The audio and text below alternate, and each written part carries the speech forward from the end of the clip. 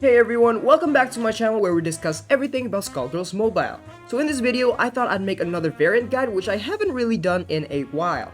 Today, we will be talking about bronze variants and the best ones you should look out for, especially if you're new to the game. Bronze variants are generally pretty weak as far as stats go, and because of this, they rely a lot on their signature abilities to be of any use. Out of all the bronze variants in this game, I've chosen 10 variants that you should really keep an eye on to invest.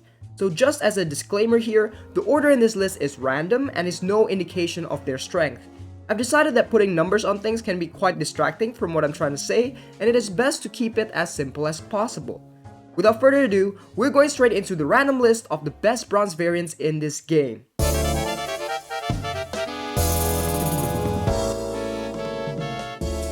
First one, we have Coldstones. Coldstones is by far the easiest and most beginner-friendly bronze variant in the game. With the ability to inflict stuns from a throw, you can simply equip a lot of wolf shoots and cheese through a whole bunch of early game content. It's a ridiculous variant in the beginning, but I do have to warn you that Coldstones does start to fall out in the later stages of the game. His attack stat is just not high enough against the tougher diamond defenders you'll face, and therefore, I highly recommend just keeping him at gold and not evolve him to diamond. Once you get Wolfsbane from the prize fight reward, you can simply switch your moves to Wolfsbane as he would be able to deal so much more damage that Coldstone lacks. Regardless, Coldstone is still a very good beginner type variant that you should definitely consider to invest early on.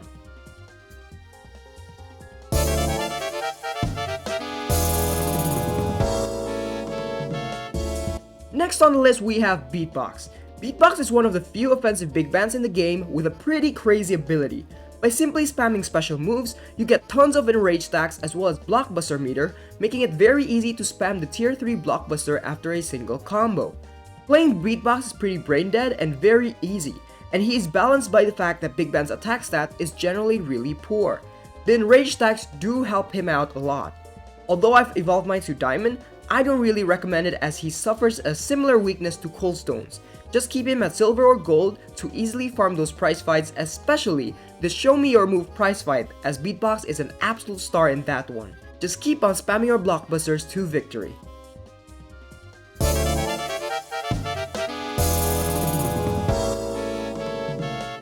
Then we have Nonsense, and Nonsense is quite a unique case of a variant. Unlike the other two I've mentioned, Nonsense actually can work as a diamond variant because of her signature ability.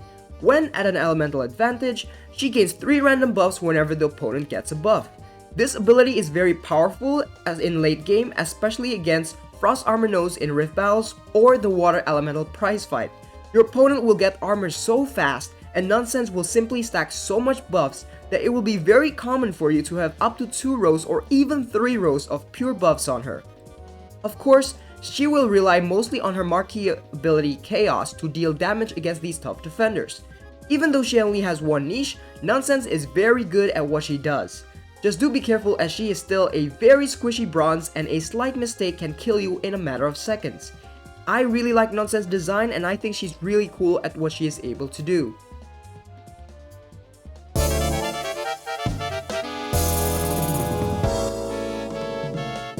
Coming up next is Bad Hair Day. This is probably the most famous variant that is recommended to all the new players.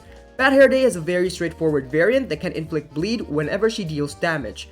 Combined with Philia's marquee ability, you can turn those bleeds into permanent bleeds, making her quite a powerful bronze variant without the need for any stats in attack. Bleeds are of course a powerful debuff that can severely cripple even the toughest of defenders. However, there are variants that can counter bleeds which are often Valentines with the ICU marquee ability and Bloodbath. Against these variants, you can't really do any damage as they will simply convert those bleeds to regen, so do be aware of your opponents. Because Bad Hair Day simply deals damage through bleeds, you don't necessarily need to evolve her to diamond. She works just as well as a gold, and as long as you're playing her well enough, she'll do amazing wonders in your team.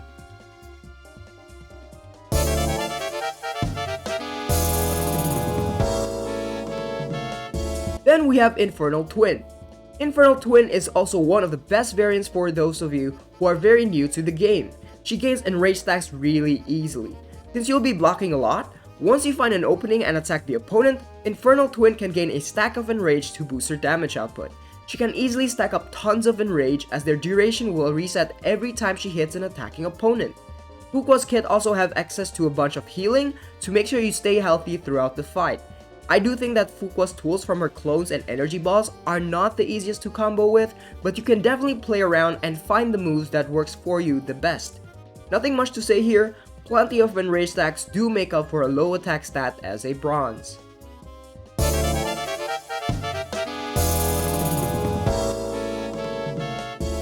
We're moving on to Rusty, the bronze variant that can turn buffs into bleeds. After playing for a bit, you'll notice that modifiers and buffs play a huge role in this game. And while there are better ways to counter those buffs, Rusty is one of the best bronze variants to use against them. Similar to Bad Hair Day, Rusty is essentially a bleeder which allows her to dish tons of damage as the fight progresses regardless of her attack stat. She does suffer from the same weakness as Bad Hair Day as she is unable to really fight against ICU Valentines and Bloodbath. The ability to convert buffs to bleeds makes her a really good counter to defensive variants that rely a lot on buffs such as Meow and Forever, Blue Screen, and possibly even Resonant Evil, as long as you don't get stunned first. Okay, I admit, against Resonant Evil, it is a bit of a gamble. Regardless, Rusty is a cool variant to start with and Pinwheels are typically easy to use as well, so it won't take long for you to really get her going.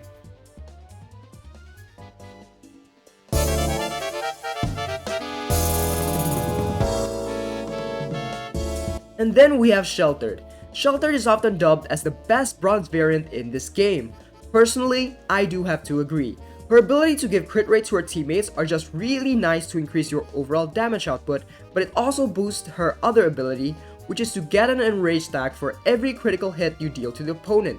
This is extremely powerful as a single combo can easily give her 5 stacks of Enrage really fast, and puts her on par damage wise even against some gold variants.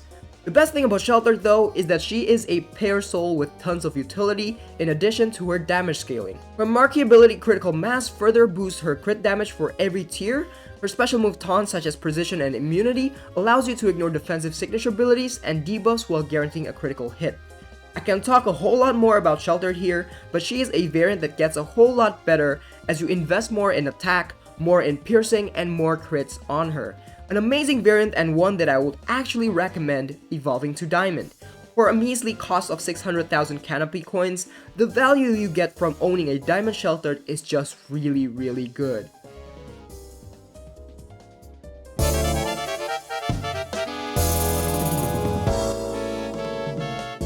And next is Heavy Rain. And I've talked about how good Parasol is in this game, and Heavy Rain is of course not an exception. However, unlike her fire counterpart, Heavy Rain does lack the damage cap from the Enrage stacks. To accommodate, she instead gets an insane ability to charge Blockbuster meter really fast for every crit she deals to the opponent. You definitely want a lot of crit rate on her, and you definitely want to equip that unblockable tier 3 Blockbuster. Note that with 3 tiers, her tier 3 Blockbuster deals an additional 100% more damage, so it's not like she can't deal any damage. Heavy Rain is a bit underrated as she is overshadowed by Sheltered, but as far as bronze variants go, I think she is still one of the best ones to invest in.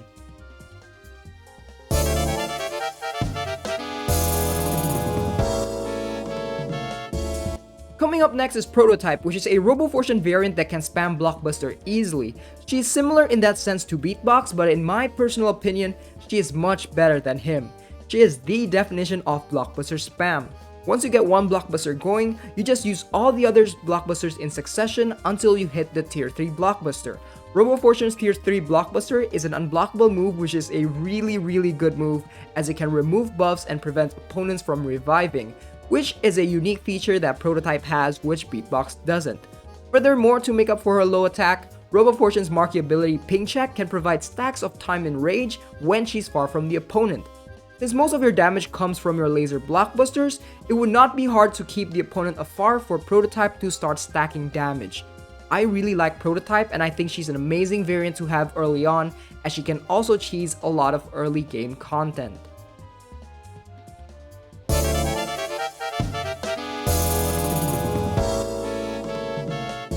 Finally, we have the final variant which is Sketchy. And Sketchy is also another unique case variant. While the other variants I mentioned are variants you use to fight, Sketchy is mostly a support variant that you can put in the back. Her ability that grants immunity and haste while also cursing the opponent are really good. Even in a lot of high tier Rift battles, Sketchy is still often used for these buffs and debuffs that she can provide. A great variant, but not a variant that you need to invest in. It is completely okay to keep her as a bronze and simply invest in her signature ability skill tree, which costs really cheap. However, she does have one of the highest attack stats for a bronze variant, which means she can deal some damage that a lot of bronze variants will struggle with. So even though she works mostly as a support, you can invest in her as a secondary fighter if you wish. I will leave the choice up to you, but personally, I would just keep her in the back.